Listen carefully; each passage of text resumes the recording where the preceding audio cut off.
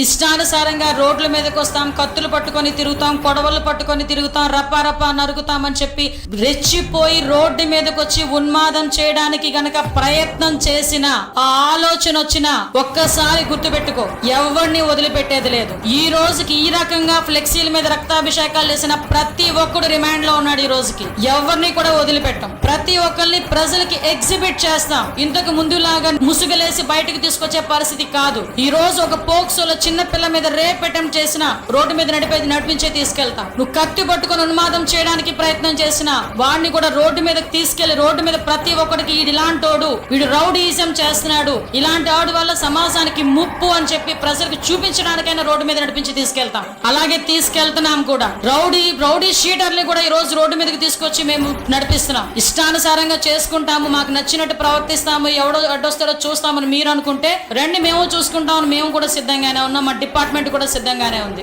ఎవడు పడితే వాడు వచ్చి రోడ్ల మీదకి వచ్చి కత్తులు పట్టుకొని తిరుగుతామంటే చూస్తూ ఊరుకోవడానికి ఈ రోజు మీరు కాదు. ఇక్కడ ఉన్నది సిబిఐ, మళ్ళీ చెప్తున్నా, ఇక్కడ ఉన్నది చంద్రబాబు నాయుడు గారు.